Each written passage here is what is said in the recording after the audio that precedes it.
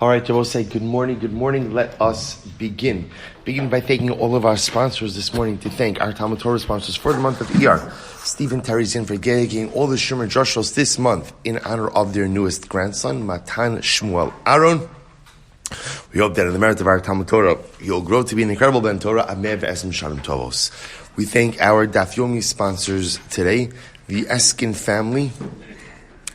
For those of us, again, Bill Eskin, Zichron Livracha, was a member of the Shir who joined us on Zoom for a number of years. He was nifter this past Masei Shabbos, and his levaya was on Sunday. I discussed to attend his levaya. Sometimes we don't realize there are so many people who we get to learn with each and every day, who we don't even know. I didn't really know Bill Zichron Livracha. Again, I knew him through seeing his name on Zoom. But certainly, again, a member of the Shir passes away. It behooves all of us to redouble our efforts a little bit to be able to give his neshama aliyah. So we hope that in the merit of our TALMUD Torah. So actually, Bill had sponsored today's Shir in memory of his mother, Gittel bas Nochum, whose yahrzeit is on the 25th of Iyar. We hope that in the merit of the TALMUD Torah, so her neshama will have an aliyah, Bill's neshama will have an aliyah, and in merit Hashem, the family will have an incredible nechama in the years ahead. But with that, let us begin. We have a lot to do today. Today's daf is Mem Ches 48. But we are picking up on Mem Zayin with days 47b, and we are picking up also at the second wide line in. Rather, our Mishnah, remember again, our Mishnah framed an interesting case where you have competing testimony about whether or not they saw someone who had killed, whether or not they saw the murderer. Remember again, Egla Rufa is only offered up, or really I should say, the process is only done in a situation where the murderer is unknown. So where you have competing testimony, that's the Mishnah was talking about. The Mishnah is actually talking about that the people who are giving testimony are not really fit for testimony. Rabbi Nechemiah says, any situation when the Torah believes in Eid Echad, in general, I will say what we do is in the Eid Echad situation, since Eid Echad by definition is pasol le'edos, so obviously in that type of situation we look at numbers. V'asu shtei noshim. And therefore, again, Chazal went ahead and treated two women two women against one man, like two men against one man. And therefore, also that's the case of Psula Eidos. Other possibility is whenever you have an Eid Echad, a legitimate Eid Echad who has come initially, we'll say once an Eid Echad is believed, an Eid Echad kasher, then by definition, even if 100 women show up afterwards, it's considered to be like an Eid Echad. And so what's the case over here? The case over here is where the Eid Echad originally who came was a woman. The Teri Czinn Rabbi Nechemiah. And of course, according to Rabbi Nechemiah, you would answer the following: Rabbi Nechemiah Omer, Komakom Shemin Torah Eid Echad Halach Acharov Deos. Any situation where the Torah believed an Eid Echad, it becomes a numbers game. We look at which side of the testimony has the greater number of people. The Asu Shtei Nashim B'Isha Echos Kishnei Anashim B'ish Echad. Aval Shtei Nashim B'ish Echad. But ultimately, again, if you have two women ultimately offering testimony against one man, or in other words, opposing one man's testimony, ki palgo upalgo, dami, it's as if you have half and half. In other words, if you have equal number of witnesses against each other. The Gemara says, well, if that's the case, for Tarte Psule Eidos Lamali, why do I need two cases in the Mishnah, both to teach in the same halachas of Psule Eidos? You might have thought, when do we follow the majority of the number of witnesses? That's only the Chumrah. But maybe again, when it creates a leniency, we do not. Even in a leniency situation, we will follow Rov Deos. Good. So again, Gemara just trying to explain to us the cases of opposing testimony in Egla Rufa. The takeaway for us, remember, is that halacha l'maisa, the only time we're going to bring the Egla Rufa is when there is no testimony. But if there is some testimony pointing ultimately to the identity of the killer, then Allah Chamaisa, under those circumstances, we would not offer up Egla Rufa. The Mishnah said, once there was a proliferation of murderers, so they stopped bringing the Egla Rufa. Tarabanan, Mishrabu Haroschanin, Batla Egla Rufa. When there was a proliferation of murderers, they stopped. The Egla Rufa was bottled. Why? The Fisheina Ba ala Safek. Mishrabu Haroschanin begalui Batla Egla Rufa. But unfortunately, when there was a decline in society and there were public murders. Public murders means, in other words, that people were killing each other, and there was no effort to hide it. When they found the corpse, they pretty much knew who the murderer was, even though no one actually saw the murderer do it. But they understood societally who was doing it, and therefore there was no longer an egla rufa. Mishrabu anof. And similarly, again, the Mishnah said when there was a proliferation of adultery, right? Ultimately, again, the waters of Sotah stopped working. Tanrabanan. Benika ishmi avan rosei. So we actually made reference to this earlier in the Masechta, but it's incredibly important now that we're coming back to this. The pasuk says, when does the Sotah waters work? Benika ha'ishmi avon. When the man, the husband himself, is free of sin. When the man himself is free of the sin of immorality, that's when the water will check his wife. But if the man is not free from sin, i.e. the man himself is immoral, then then the water, the Sotah, will not work on his wife. So the pasuk says, "Va'omer lo afkod al benosechem ki tizinena, my va'omer b'chi tema avon didein dibnei divan selo." You might have thought that it's only if the husband himself is immoral. But what happens if his family members are immoral? What happens again if his sons or his daughters are immoral? You might have thought that wouldn't impact the husband. So Tashma lo afkod al benosechem ki tizinena ba'al kolosechem ki tinafena. So I say this is incredible. Not only does the man himself have to be free of immorality, but his offspring have to be free of immorality. In other words, that if his offspring are immoral, then the water won't work on the man's husband either. So, which is fascinating. What's the pshat? It sounds like what the Gemara is saying is the concept of morality or immorality, that is something that a parent embeds in a child. So if a child is acting in an immoral fashion, ultimately, where do they get that type of behavior from? Where were those seeds planted from? So the Gemara seems to say it must come from the parents. It must come from the parents. So therefore, halacha l'maisa, the Gemara says that if you have a situation where the man, right, called Reuven is married to Rachel, right, but so obviously if Reuven himself is immoral, the waters aren't going to work. But even if Reuven's children are immoral, the water's not going to work either. Because if there is immorality in the children, it seems to be the Gemara is saying that stems in some way from the parents. So you might have thought that it's only if the husband is immoral with adultery that those Sotah waters won't work. But maybe if he just commits immorality with a single woman, maybe again the water should work. Tashma ki heim im hazonos yifardu ve'im akdeshus yizbachu. Pasuk says that he's with Zona. So we'll say, so again, remember, the harlot was often a single woman, but Lamais, again, he's still held accountable for that. My va'am lo yavin yilabet, am Rabbi Elazar, am Rabbi Navi Yisrael, im atem akpidon asmechem, ma'in bod kinishosechem. The Navi says to Klal Yisrael, speaking to the husbands, if you are makbid with yourself, i.e., if you are careful to be a moral individual, then the waters will work on your wives. Ve'im lav, ein hamayim bod kinishosechem. But if you are not careful with morality, then ultimately the waters will not work on your wife. So we'll say this idea of reciprocity, that a husband, we'll say, which again is actually an incredible yesod in marriage as well, which essentially is saying what? That Allah Chalamaysa, don't hold your spouse to a higher standard that you hold don't hold your spouse to a higher standard. Don't hold your spouse to a higher standard for which you hold yourself. Okay, that wasn't the right English, but you understand. One more time, let's try that again. Don't hold someone else to a higher standard than you hold yourself to. That's it. Right? So I'll say, so the Maisa again, so in other words, halacha la Maisa, you want the war, right? You're upset because you think your wife is committing adultery, is immoral, so that's fine. What level of morality do you hold yourself to?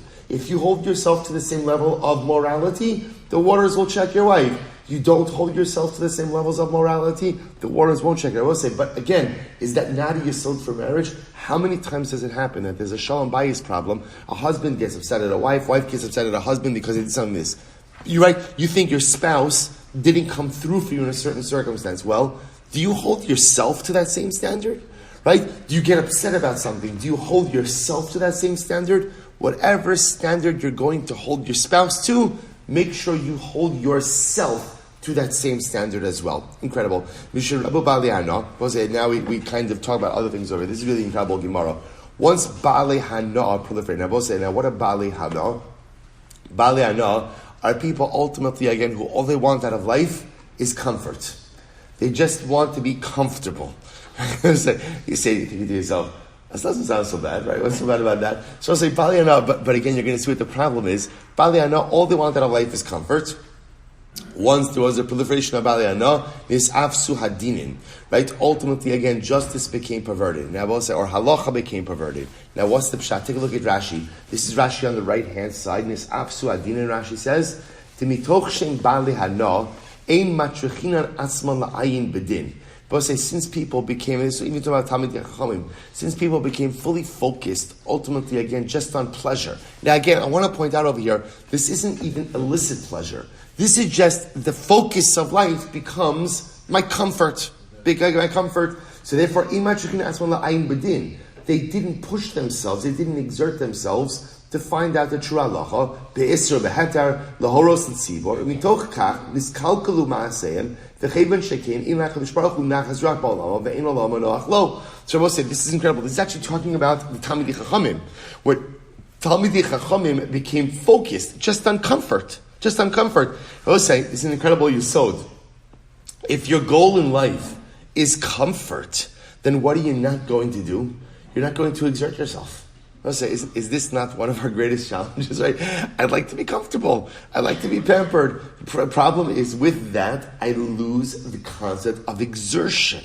So once a person loses the concept of exertion, that means Talmidei Chachamim are not exerting themselves to find out that true halacha either. Well, if you're not exerting yourself to find out the true halacha, then what? Then everything becomes corrupted. Then halacha becomes corrupted. Then suddenly you're not delivering proper halachic judgments. Then eskachelu hamaisim. As a result, ultimately actions become perverted. Ve'noach ba'olam. And HaKadosh Baruch Hu finds no pleasure or no nachas in this world. Rabbi say such an incredible yisod. It's nice to have a comfortable life, but comfort cannot be the goal we are aspiring to. That can't be the goal. That can't be the goal. It could be something nice, right? Everybody likes a little bit of comfort in life. But if your goal in life, if your aspiration in life is comfort, then at the end of the day, you lose the concept of tircha, of exerting yourself. And once I lose the drive to exert, then greatness is no longer within my grasp. The Gemara goes right. When ultimately, I will say, when there was a proliferation of judges who favored litigants, Bata lo saguru, upasak lo sakiru, uparku ol shamayim. They literally again offloaded the yoke of heaven. V'nasnu aleim ol basar adam, and it was replaced ultimately again with the yoke of fear of man. Mishrabu lo chishos bedin. So I will say ultimately again when there was a proliferation of those who whisper to the judges. So I will say Rashi points out over here that what this was is sometimes the lawyers, right, would whisper to the judges to try to skew the case in their favor. So when ultimately, again, there was a proliferation of this, Rabbi Charan Af Yisrael, there was an intensity of anger at Klal Yisrael. HaKadosh Baruch Hu gets upset when there is a perversion of justice. V'nistalka shchina mishum, right, mishum shneimar, u'bekerav elokim yishpot. So good, and the shchina departed. Mishurabu acharei bitzam libam, so we'll say when there was a proliferation of people who literally again followed betza. Betza is bribery. So ultimately, there was a proliferation of people who said bad is good and good is bad. Because bribery totally blinds the eyes of judgment. When there was a group of people who were no longer able to see between good and bad, so hi ba'olam. There was a lot of woe, a lot of misery in the world. I will say Moshche Harok are people who spit in public. People who spit in public, there's a gaiva. That's a representation of arrogance. So when there was a proliferation of arrogant people, Rabu hayihirim v'nismatu al tamidim. So ultimately, again, that means there's more arrogance. And when there's more arrogance, there are less Talmidei Chachamim. I will say, what's the combination? To become a Talmud Chacham, what core midah do you need? Humility. Because without humility, I don't think there's anything to learn. If there's nothing to learn, there's no Talmidei Chachamim. And I will say, watch this. TORAH chozeres alom dehal. And the Torah was looking for someone to learn it. Isn't that incredible? Torah itself was looking for someone to learn Torah. When there was a proliferation of arrogant people, Jewish women were marrying arrogant men. This is incredible, because our generation only sees the external. So what happened? The guys were presenting themselves, right, in an arrogant way, making themselves look, right, all accomplished, all wonderful. The women kind of butt into it, because sometimes our generation only sees things superficially. Very profound statement. Ini, is that so? Varmar Haiman de miyaher afila inshe beisi lo makabel. It was someone who's arrogant. Even his own family doesn't like him. So why would it be that women would marry these men? In the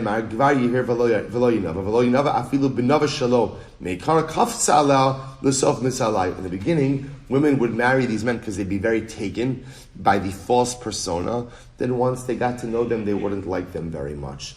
So I just want to point out, this Gemara is often also telling you the unraveling of society that was happening, that really led up to the destruction of the Beis HaMikdash, post-destruction of the Beis HaMikdash. What you're seeing over here is just the unraveling of the very fabric of society. Listen to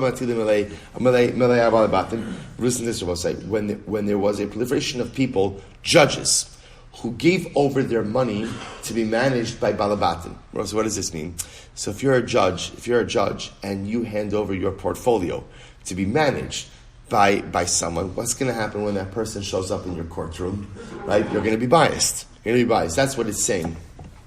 That when there was a proliferation of judges who gave over their money management to their balabatim, Rabba Hashochad, so obviously there was a lot more bribery, Vatias Mishpat, and skewing of judgment, Upas Katova, and good staptons. So you see a very strong connection between a willingness of HaKadosh Baruch Hu to dwell in this world with proper judgment.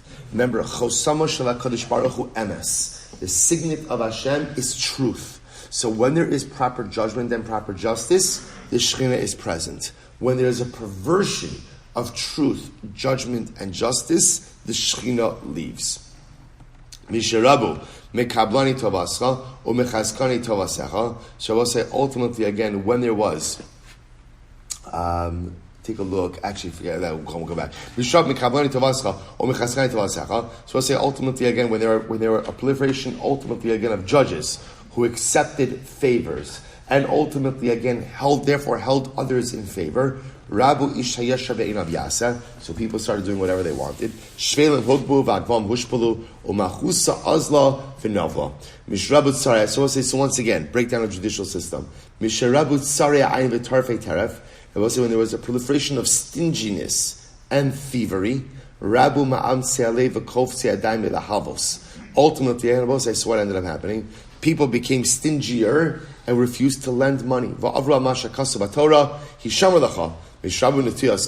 people walked around with outstretched necks, and winking. So also, this is referring to women. Before we were speaking about arrogance on the part of men, here this is a reference to arrogance on the part of women, but the arrogance manifested itself in flirtatious behavior. So the stretching out of the neck is considered to be a flirtatious, right? Winking is a flirtatious behavior. Rabu Maim Hamorim. So ultimately, again, there was a proliferation of sotas. Ela Shepasku. But then ultimately, again, it's kind of like a cyclical thing. Once there's a proliferation of sotos, ultimately, again, the water stopped working. We'll say when there were more judges who accepted bribes, accepted gifts, ultimately, again, lifespans were diminished.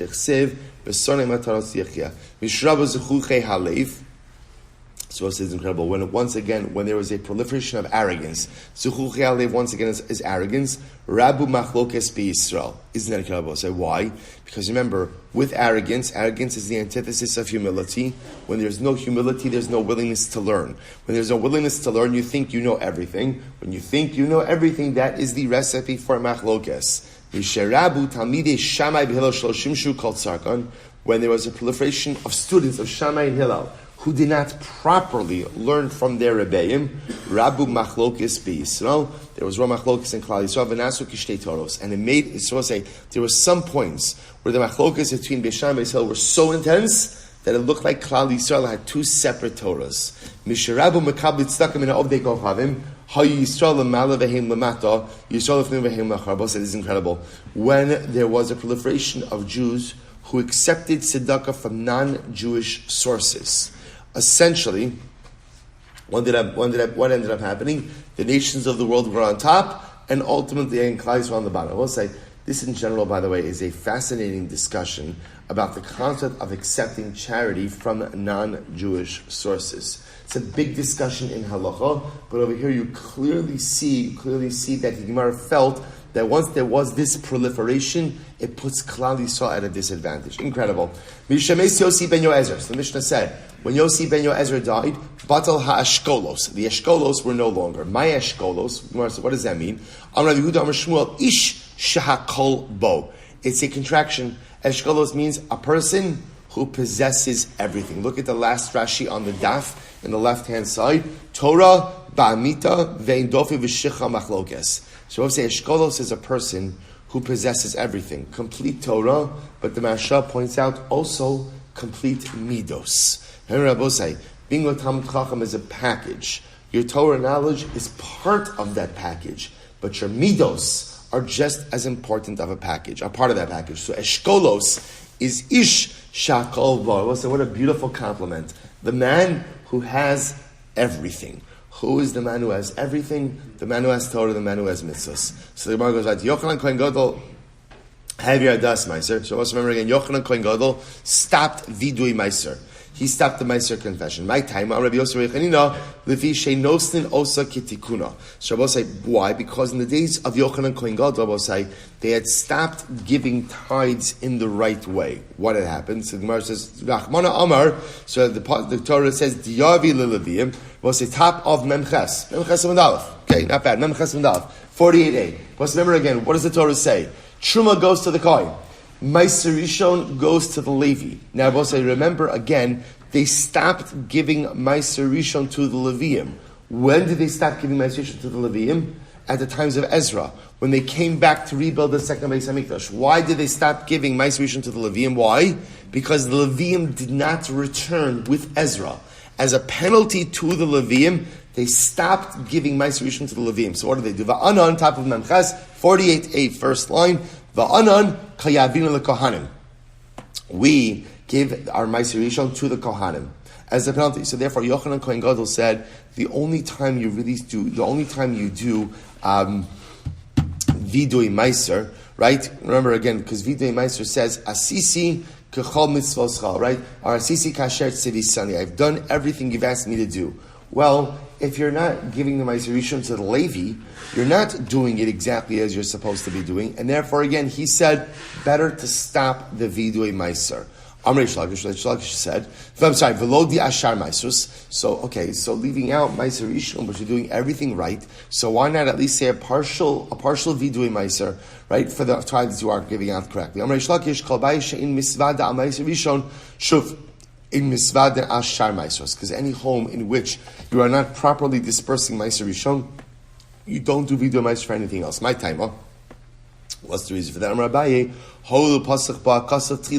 Ultimately, again, since Meiser Rishon is the first tithe that's mentioned, so therefore, if you're not doing that one appropriately, I just want to point out, they weren't giving Meiser Rishon appropriately, but that was by design. I just want to point out, this was not sinful behavior.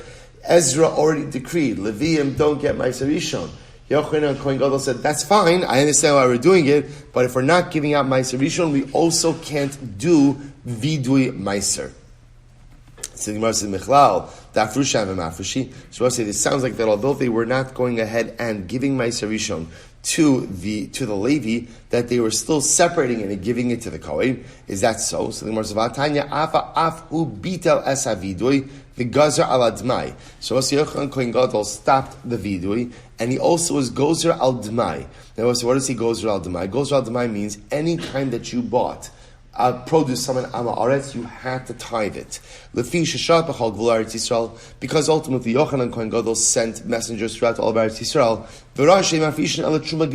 And these people were only separating out Truma Gidola, which are both say Umaiser Rishon, Umaiser Sheni.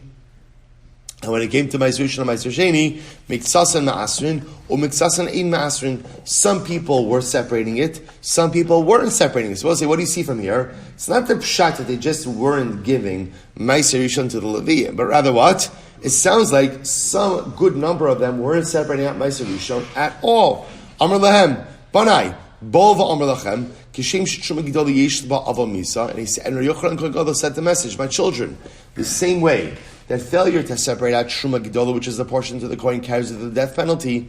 Kach Trumas Meiser, V'tevel Yeshban Avon Misa. So too, again, consumption of Truma, right? Failure to separate out Trumas Meiser, and failure to go ahead and rectify Tevel by separating out Meiser Rishon and Meiser Sheni, also carries with it a death penalty.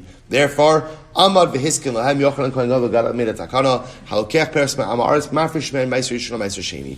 If you purchase produce from Amaretz, you must separate again, or you must separate Meiser Rishon and Meiser Sheni. Meiser Rishon mafresh v'mena Trumas Meiser, and once you separate out Meiser Rishon, you have to separate out Trumas Meiser from that. The nosna lakoin, you give it to the kohen. Or Meiser Sheni ola va'ochla b'Yerushalayim, and ultimately Meiser Sheni is yours in Yerushalayim. Meiser Rishon Meiser Sheni, Meiser Rishon Meiser Ani hamotzi mechavero alav araya. When it comes to Meiser Rishon Meiser Ani, ultimately again, the burden of proof ultimately again is upon the individual who's coming to claim it to prove that it has not been separated. So we'll say, what do you see from here? You see from here that they weren't separating out Meiser Rishon, right? They weren't separating it. To which the Gemara says, you're right. Tarte Tikin. In reality, there were two takanas. There were two enactments, right? Bitel vidui dechaverim. Ultimately, Yochanan Kohen Gadol was mevatel vidui meiser of chaver. Let's remember again, who are chaverim? Chaverim are people who tithe properly. So for the people who are properly tithing, separating out everything, Yochanan Kohen Gadol says, don't do vidui meiser. Don't do the confession that you tithe everything. Why can't you do that? Because we're not giving Meiser Rishon to the Levium, so therefore you can't say that you've done everything appropriately. The Gazra al Damashal Amei Haaretz, and he also instituted that when it came to the produce of Amei Haaretz, that ultimately again you have to retithe that when you purchase it from them, because they weren't tithing at all. Two separate takanas. Incredible. Afu bitas ma'orim. So remember again, Yochanan Kohen Gadol also was mabatal the ma'orim. We'll say, what's ma'orim? My ma'orim. Amarachba b'chol yom v'yom shayu omdim leviim al duchon v'omrim ura lama tishan Hashem. So also listen to this. So what would happen? Every day the Leviim would get up. The duchon, remember, is their platform. And what would they sing? They would call out and they would say, wake up, Hashem, why are you sleeping? So Amar Lahem Chiyeshin Lifnei Hamakom. So Yochanan Kohen Gadol said, "Does a Chadosh Baruch Hu sleep?" Right? V'halo kvar ne'amar hinei lo ino v'lo yishan shomer Yisrael. He does not sleep. He does not slumber, guardian of Israel. Ela bizman she'yisol shuyin b'tzar v'odi kochavim benachos v'shalva lekach ne'amar ura lamatishan Hashem. Rather, we'll say the pasuk in Tehillim is referring to a time when Klal Yisrael is in existential difficulty and the nations of the world are in tranquility. But Rabbi Yochanan Kohen Gadol stopped the practice of saying this. Why? Because during his days, Klal Yisrael was in a state of tranquility. So he was saying it doesn't make sense to say the pasuk of Ura Lama Tishan Hashem, Hashem awaken, why do you slumber? It doesn't make sense to say that pasuk when Klal Yisrael is in a state of tranquility and shalom. Incredible. That's Nochum. He also went ahead and stopped the Nochum. Who are the Nochum? Rosa is fascinating. My Nochum, Anna Yoni Hochbaum, Shem Misartin le'egel ben Karnov, K'dish Yipol dam be'enav. Supposed to listen to this. We'll say, this is actually good to know. When you're bringing a car, we'll say, imagine for a moment you're bringing a carbon, right? You're bringing a big, zaftig animal, right? Mamashak, right? So what's the problem? We'll say, how do you shecht an animal? You got to get it on its side. We'll say, you ever try to get an animal on its side? Ever try that? Right? No, but one could imagine it's not pashut. Right? So we'll say, no, it's not just like, I'll come here, that'll shave it, like, lay down on your side, right? Let me make it easy for me to shecht you. You have to get the animal on its side. So pashut, the animal's not going down easy. So these two interesting practices, what they would do is, they would cut the animal between its eyes, the blood would get into the animal's eyes, blinded, and essentially the animal wouldn't realize what was happening. It'd be easier to tip the animal over. That right? So I'll say ultimately again, I'll say you batal mishum damechse kimuma. So Yochanan ultimately again, Yochanan Kohen Gadol stopped this practice. Why did he stop the practice? Because it looked like you're making a mum. Now we'll say it's not a mum. It's not a mum, right? A cut on an animal is not a mum. Ultimately, again, it's only certain types of cuts in certain places. So, but it looks like a mum. So because it looks like a mum, therefore, again, he stopped this practice. So what happens? So shayuchovtin also maklos kedek shaosin also theavodas kochavim. So we'll say first wide line and chesem dalef. Others say no, it was different. They wouldn't lacerate the animal. Instead, what would they do? They'd hit the animal with staffs, right, with a stick, to kind of get it on its side. And he said, this is what was often done in idolatrous practice, to subdue the animal to shechted as well. Amar Lahem, Yochanan says to them, how long are you going to go and offer up nevelos? Rabbi said, now a nevela is an animal that dies without shechita. So he says, how are you going to offer up nevelos? Nevelos, hashachet lahu. So what do you mean nevelos? They're shechting it. Ela trefos, shema nikav krum shalmoach, amal viskin lahen, tabaos bekarka. So he said, listen to this. So what he was concerned about is, don't hit the animal, because if you hit the animal, then what? There's a real possibility you're going to make that animal into a treifa. So we'll say, so Yochanan Kohen Gadol was mevatel both of these practices, laceration to blind it, and hitting it with a stick. But what did he do, Rabbi Osai? He installed rings onto the floor of the Beis HaMikdash. So remember again, we know that there are rings on the floor, movable rings. So if you got the animal to its side, you slid the head into the ring, you brought the ring down on the animal, that kept the animal in place. So that way, again, the animal was immobile and you weren't struggling or wrestling with the animal during Shechita. Incredible. Ad Yamav Haya Padish Makiv Yerushalayim. So we'll say all of his days, or actually until his days, the hammer was clanking in Yerushalayim. What is this talking about?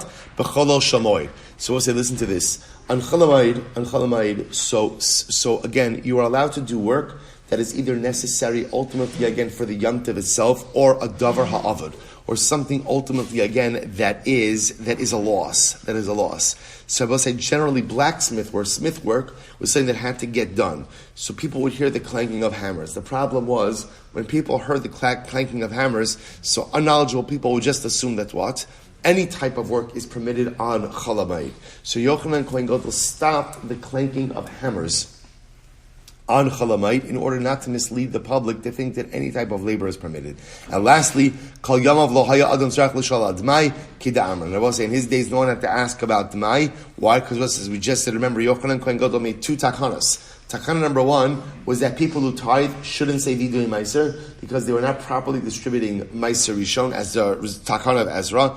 And number two, Yochanan Kohen Gadol said, whenever you buy produce from an Amma Aretz, you must tithe it. So we'll say, therefore, again, no one had any shilas anymore about Demai because they were tithing everything. We'll say, Mishnah. Mem Chesam Aleph, third wide line in Mishnah. Mishnah Batla Sanhedrin, Batal Shir Beis HaMishlah. So what's the interesting case, or interesting statement? When the Sanhedrin stopped, Batla Sanhedrin means the Sanhedrin was no longer active. Batla Shir Beis HaMishlah. So Chazal, there was no longer music in the house of celebration. I will say now, this is actually a great sugya to delve into, which we're not going to today, right? But Lamaisa, again, just a fascinating discussion about prohibition of music after the Sanhedrin stopped functioning. So literally, again, shir, song, or music was Batal Beis HaMishtos. So I will say down there is a machlokes. What does Beis HaMishtos mean? Right? Is that a celebration? What kind of celebration? Is that a chasana? Is that a non-kidusha celebration? What is it? So again, a lot of discussion. We'll get more into it. Shleimar, b'shelo yishtu yayin, b'shamesu nevim harishonim. When the early prophets died, Batul Urim V'Tumim. We'll say the Urim V'Tumim stopped working. We'll say, remember, what are the Urim V'Tumim? Kohen wore a choshen. Choshen was the breastplate. The breastplate had 12 stones with the name of the Shvatim written on it. There was a fold, the fabric fold behind the choshen. Inside of that was the 72-letter name of HaKadosh Baruch Hu. That was slid into the fold. That essentially worked, for lack of a better term, as like a battery for the choshen. That's how Klal Yisrael, the Kohen Gadol, the Melech, was able to go ahead and dialogue with HaKadosh Baruch Hu. They were able to ask questions, and the answer from HaKadosh Baruch Hu came through the Urim V'Tumim. The letters lit up.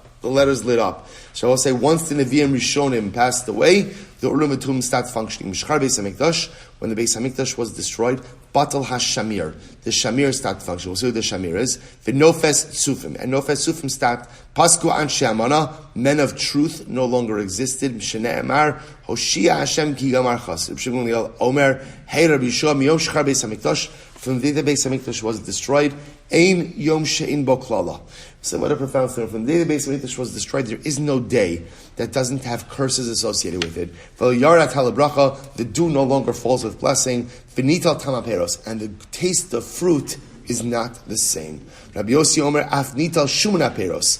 Even the fat of the fruit, we'll say that sounds like the ability for fruit to satiate is no longer present. Rabbi Shimon Elazar Omer habracha nitla Hatahara nitla, right? Esatam vesharech. So, right, when ultimately, again, when there's no tara, ultimately, again, that removed flavor and scent. Hamasros natlu es shuman hadagan. So ultimately, again, we'll say failure to separate tithes took away the fat from the grain. V'cham omrim haznus v'akshafem kilu es hakol. So immorality, sorcery, took away everything. So we'll say this idea over here, as you see, with the destruction of the Beis Hamikdash, not only did we lose a structure, but certain things have been removed from the world. The world is not the same in the absence of the Mikdash. The Gemara says, Umimai, the Mishabat la Sanhedrin Ksiv. So I'll say, so now remember again, the Gemara quoted the pasuk of Ba'a of Bashir lo yishtu yayin, with song they will no longer drink wine. So the Gemara says, how did that pasuk is referring to that once the Beis Hamikdash, that once the Sanhedrin is no longer in session,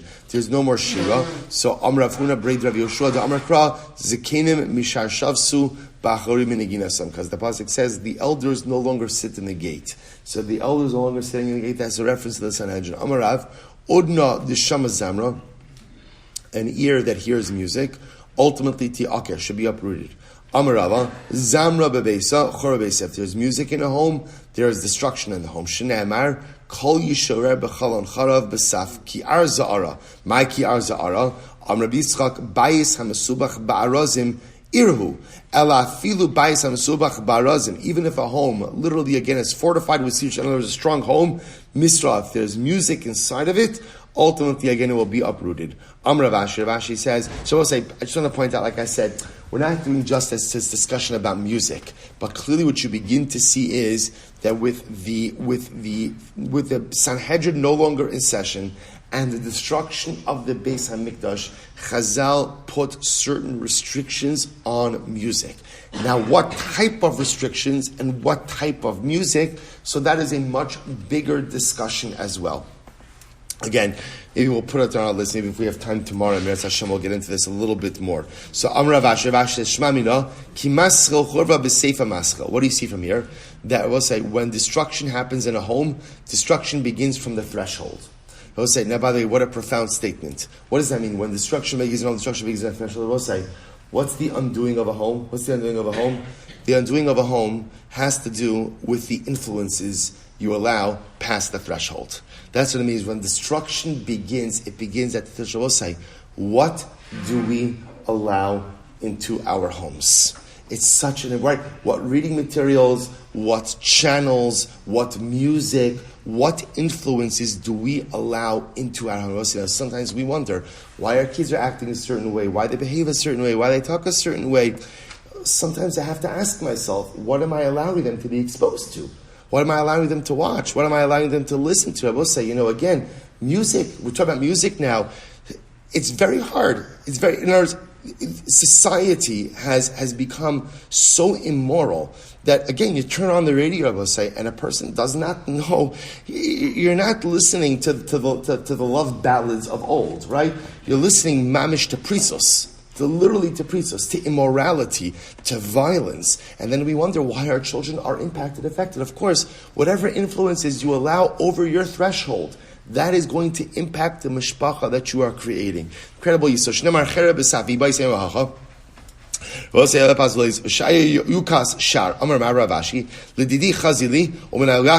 One time I saw a shade, right, going on a rampage in a home, or at the threshold of a home, and it looked like an ox, like a goring ox. Certain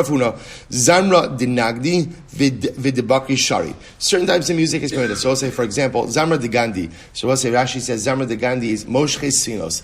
There are people who pull boats, right? I guess like in shallow water, they were pulling it on the banks. So they used to sing to create like a tempo. That type of song is fine because it's only there to allow them to be zoris, to be alacritus in their work. Udabaki, Rashi says over here, is songs that the farmers use when plowing. Apparently, again, if you sing to the oxen when they're plowing, it calms them, it soothes them, and they do a better job. Okay, that's permitted. The Gardi Asir, but apparently, again, the weaver's song is Asir, because that song ultimately, again, was schok, Rashi says. It was jocular. Ravuna batal zimra. Kamei avzi b'zuzah. We'll say Ravuna in his times he stopped zimra. He stopped music. We'll say b'pashtos. What I was referring to really over here is music, not kedusha music, right? Not ultimately again music that's holy, right? Not the music ultimately again that's meant to inspire, but the music often that's just meant, in more joking or jocular or levity or schok type of ways. So he was mevatel it, and what happened? Kam mea avzi b'zuzah. You were able to buy 100 geese with a zuz. We'll say that's a good thing. That's a good thing. In other words, that there was such plentiful food, right? There was such plentiful meat that you were able to buy a lot of meat for a relatively low amount of money. And 100 saw of wheat with the zuz. Rav Chisda did not enforce his ban on music, and he buy avza b'zuzah v'lo mishtachin. They couldn't even find one goose ultimately again for a zuz. So I will say, what that also tells you is there is a direct correlation between material success and morality, right? When society holds itself, when community holds itself to a higher moral standard and to a higher spiritual standard, then ultimately again there is a bracha in their material life. Conversely, we're seeing this now in Shara B'tachon. Conversely, ultimately, when society does not hold itself to a higher standard, there is a degradation in the standard of material life as well. Incredible. Amar Rabbi Yosef, Zamri Gavri Va'ani Nashi. Let's listen to this. What about a mixed choir? So let's say, here it is, listen to this. If you have ultimately, again, a choir where the men are singing and the women are answering, so the women are like the chorus, so pritzusa, that's prisus. We'll say, what's the good English word for pritzus? Immorality. Right? Immorality. Right? Pritzus, immoral behavior.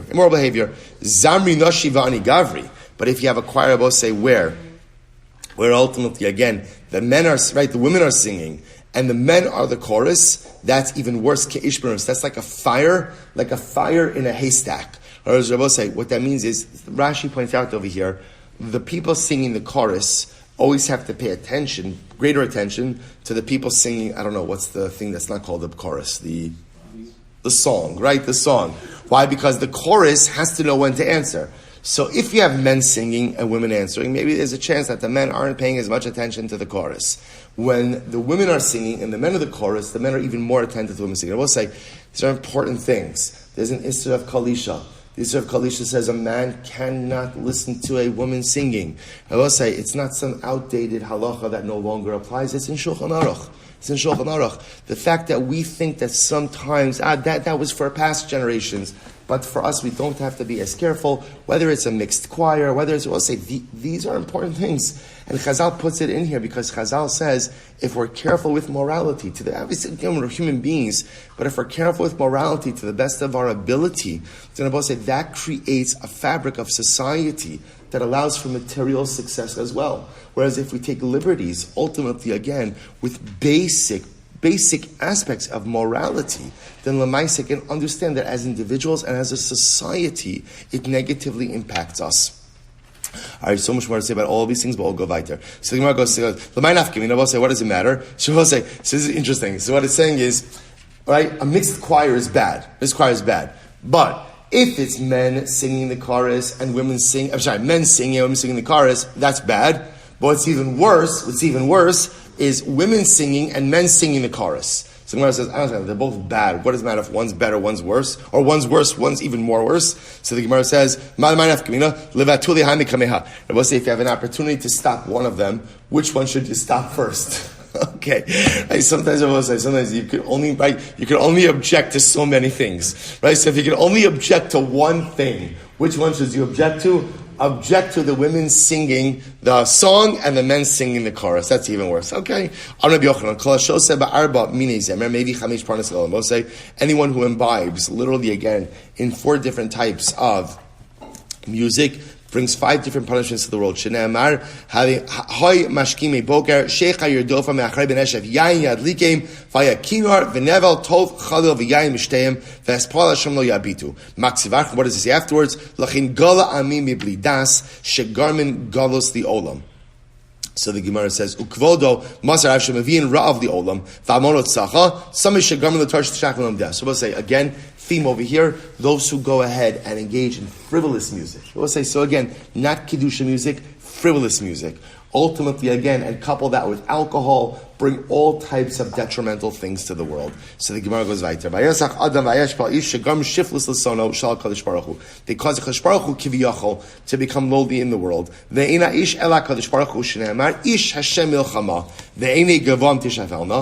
the eyes of the great ones low. They cause lowliness for Klal Yisrael. What does it say afterwards? We'll say Amud Beis Lachem. I'm sorry, we're going fast. The yahrzeit hadara v'amona shenei. So we'll say, I just want to point out what's the takeaway from all of this, and it's really incredible. We'll say, if you think about it, it's pretty intense wording for music, right? We're not talking about over here like the commission of any specific aveira. Rather, what are we talking about over here? We're talking about music without meaning, right? Frivolous type of music coupled with alcohol. So we'll say, so what's the aveira? There's no specific aveira. But I will say, all of us know what music without Kiddusha, right, coupled with alcohol, by the way, we're literally learning this now in our Thursday night Chabura, in B'nai Machshava Tova. Literally, again, for the last two Shem, the Piagetista has been speaking about the power of music, the power of music, of Kiddusha. So I will say here, what the Gemara is highlighting over here is a person the same way that music has power to move us in the realm of Kiddusha in ways that other things cannot. Music without Kiddusha, coupled with alcohol, has the ability to fundamentally undermine the entire spiritual fabric of society. And when that happens, everyone is degraded. HaKadosh Baruch Hu is degraded, Klal Yisrael is degraded, and the very moral fabric of society begins to, I will say, incredible. I just want to point out, sometimes when we speak about, non-Jewish music, and again, we think that non-Jewish music doesn't have, what's the big deal? It doesn't have an impact. And I will say, it does have an impact.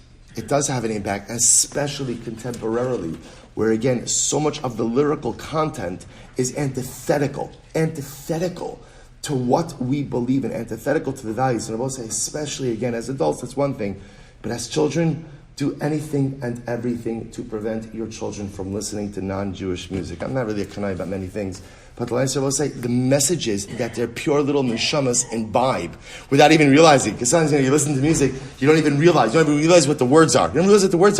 And these messages that are antithetical to everything we believe in are seeping into those beautiful little neshamas and impacting them in ways that we can't even begin to measure. Something that seems so innocuous, yet again the Gemara telling us could have such a terrible detrimental effect. The Gemara goes weiter. When the early prophets passed away, so ultimately, early prophets is David, Shmuel, and Shlomo. Rav Nachman they made David, Zimnin Salak, V'Zimnin Lo Salak. So I will say, now remember again, just to give you the context, this was saying over here, when the Nevi'im Rishonim passed away, so halacha l'maisa, the Urim and Tumim stopped working. Urim and Tumim stopped working. So the Gemara says, in the days of the early prophets, we made David, sometimes the Urim and Tumim worked, sometimes it didn't work. Shari Sha'al Tzadok va'al Salo, Sha'al Avyasar v'lo al Salo, Tzadok HaKohen asked, and it worked, right? Avyasar asked, and it didn't work. Shene Emar, Vayal Avyasar, Massive Rabbi Shmuel, Vayi Lidrosh Elokim, Koimei Zechariah, Hamevin Bir Os Elokim, my love Urim V'Tumim. Now I will say, now remember again, the pasuk says over here, by Zechariah, the Urim V'Tumim was still working. Zechariah is certainly much later on, and yet the Urim V'Tumim was still working. Lo B'Neviim. No. It means by Zechariah, when he asked, he wasn't inquiring of God through the Urim V'Tumim, rather he was inquiring of HaKadosh Baruch Hu ultimately through prophets. Tashma, V'Shchar Beis HaMikdash Rishon, Batlu Arim Migrash, Upaskur of Tramas, when the first Beis HaMikdash was destroyed, it's incredible. Arim Migrash Shabbos were the open areas reserved for the Levium. There were no longer any open areas. Upaskur Urim V'Tumim. The Urim V'Tumim stopped working. Again, now the Gemara is attributing the timeline. Urim V'Tumim stopped working by the first Beis HaMikdash. Upasak Melech Mi Beis David. And I will say, at the destruction of the first Beis HaMikdash, there was no longer a Davidic king. Ad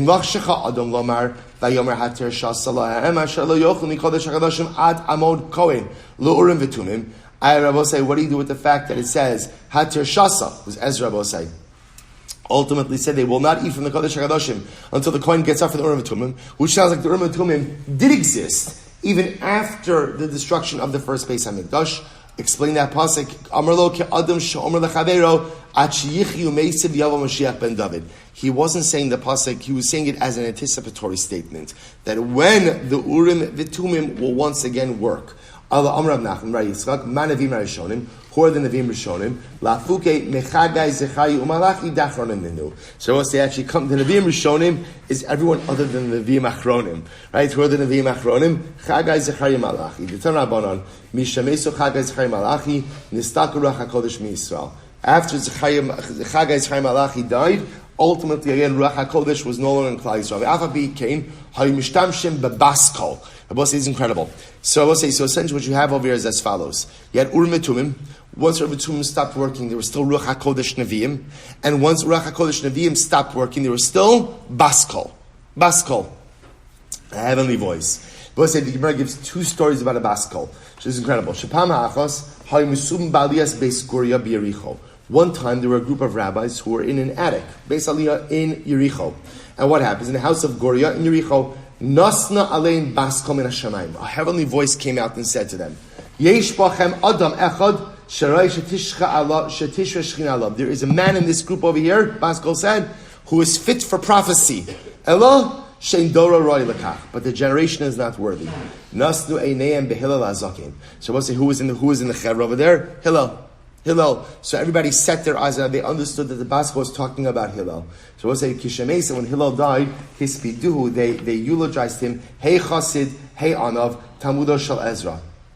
Talmudo Shel Ezra. We'll say, oh, where has the Chassid gone? Where has the pious one gone? Where has the humble one gone? The Talmud of the student of Ezra. We'll say, I'll just do one more story.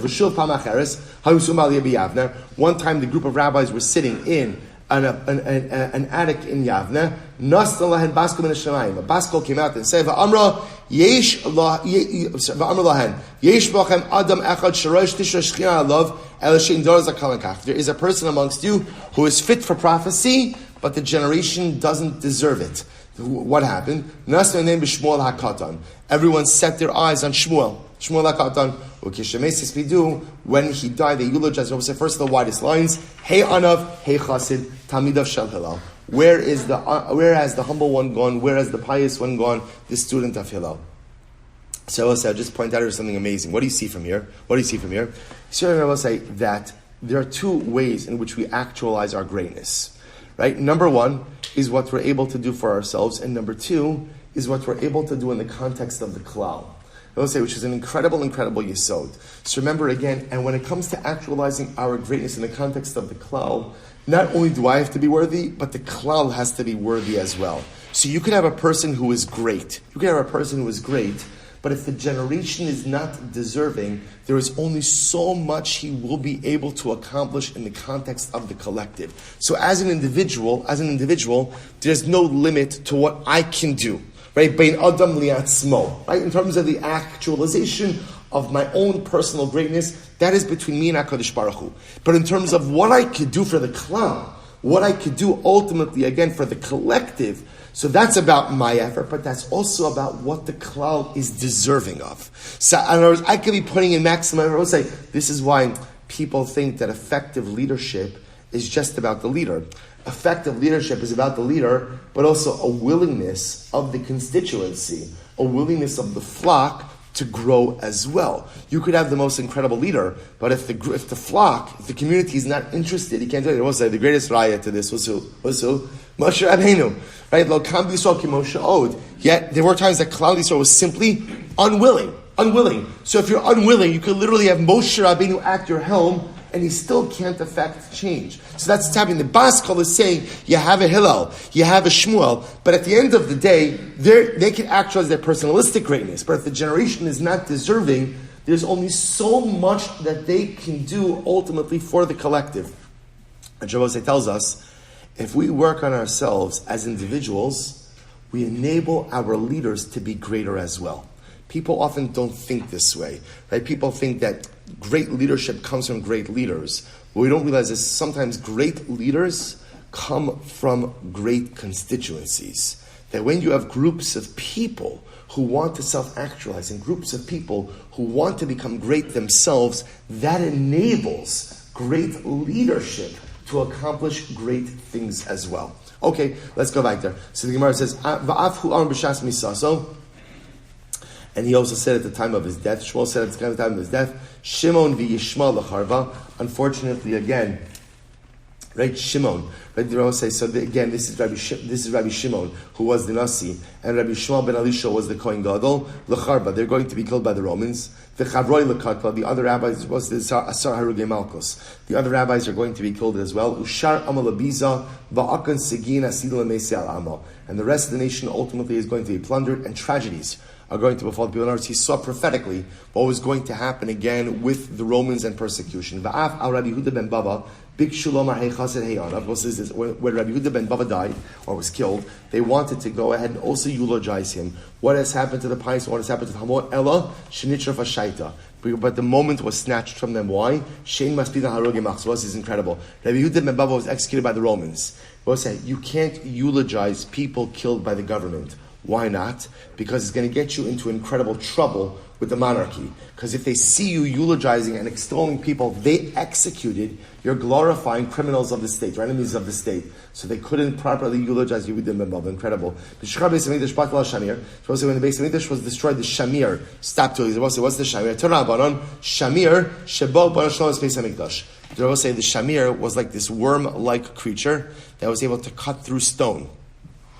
And it's what Shlomo used to build the Beis Hamikdash. Why? Shneimar, va'abai sivana. So even shleima masa nivna. So hadron kisud the Rabbi Yehuda. What Rabbi Yehuda says, the Beis Hamikdash had to be built with stones that could not be cut with metal. That could not be cut with metal, and therefore again I will say so. I'm Rabbi Nechemia. Can you actually say that? V'halok far ne'emar called Eila Avani Mikaros Miguros b'Megira. I'll say the pasuk says ultimately again the stones were hewn. The stones were hewn with a sharp object. So we'll say, actually, so what does it mean therefore when it says that the chiseling of stone was not heard in the creation of Beis Hamikdash? It means they didn't chisel the stones by the actual site of the Beis Hamikdash. They would chisel the stones outside of the site and bring in chiseled stone to the site. So we'll say, a fundamental machlokes. One opinion says, right, Rabbi Yehuda says, they did not chisel stone. Rather, the stone was miraculously cut with the shamir. Second opinion says, no, they actually chiseled stone. They just didn't do the chiseling, which makes a lot of noise. Ultimately, by the site of the Beis Hamikdash, they did it at an outside area and brought the already chiseled stones in. I'm a Rabbi. Ninda Rabbi Yehuda. It sounds like Rabbi Yehuda is correct. The Avnei Mikdash. They did the Rabbi Nechemia ba'Avnei Beiso. Sounds like Rabbi Yehuda is correct that they used the shamir for the stones of the Beis Hamikdash, and Rabbi Nechemia is correct with the stones used to build the palace of Shlomo. Right? That those stones were chiseled, but not chiseled on site, chiseled at a different place. Rabbi Nechemia, shamir l'may asa. So Rabbi Nechemia, that the stones were chiseled, what did they use the shamir for? Avanim halalu in kosin osam biyado. So this is incredible. According to Rabbi Nechemia, they did not use the shamir for the stones of the Mikdash. So what did they use the stones of the shamir for, Mosai? For the stones of the Choshen. Right? Avnei Ephod, Avnei Ros. Remember again, there were a number, all the stones that the Kohen Gadol wore on his Kohen Gadol uniform, right, had letters engraved on them. How were the letters engraved? So I will say, so ultimately again, you can't say that it was written in ink. Mishum Shnei Pituchei Chosam. It was engraved. But you can't, will say, what happens when you engrave? What happens when you engrave? When you engrave, by definition, part of the stone is missing. And it says that the stones of the Kohen Gadol were complete. So Rabbi says, so how did you do it? Ella, kol sevalim b'diyah. What would they do? They would write with ink on the stones. Umar len shamir mevachutz. They nifkos be'alein. So what would they do? They would go ahead and write on the stones and then put the shamir on top of letters. What would the shamir do? The shamir would kind of like sink into the stone. Not chiseling, not sinking into the stones. He says, ve'ene chasira klum. And therefore, the stone of Tetzavosai would essentially like open up. Therefore, there was nothing missing from the stone. Ukebika Sigmar says, skipped, I'm sorry. Ve'ene chasira klum. I'm sorry. Ve'ene v'kas me. Like te'enazu shenifkas mi'osachama. Like a fig, I will say. Whenever you see a fig, like a fully ripened fig, what happens? It begins to open up. The whole fig is there, but it's open. Like the ground that swells, that opens up during the rainy season. So I will say interesting, a fundamental machlokes about what the shamir was used for. One opinion saying the shamir was used ultimately again to hew the stones of the Beis HaMikdash. Second opinion saying no, the stones of the Mikdash were chiseled, not chiseled on site, chiseled out of, I guess, the quarry, wherever else it was, and then brought to the Mikdash. So second opinion says, what was the shamir used for? The shamir was used to ultimately again engrave the stones of the choshen and of the ephod, because those stones are supposed to have to be engraved, but they can't be deficient. The problem is if you chisel, by definition it's deficient. So I said, what would they do? Outline it with some type of dio, with some type of ink, put the shamir on it, and then the stone would open up. The same way that a ripened fig opens up, saturated earth opens up, it opens, but it's still fully intact. I will say, we'll stop over for today. We're leaving off in the middle of the conversation with the shamir, so still more about the shamir tomorrow. I will say tomorrow, Amir Tzashem, B'Shaltov Mislachos, I will have that last stuff of Sotah. I will say, Shkayach, and I apologize for the pace. Shkayach, everyone. All right, Chevron Zoom. Have a great day, everyone. Incredible. What a marathon. Sotah marathon. Tomorrow, Mir Hashem. Tomorrow, last day, Shkoyach.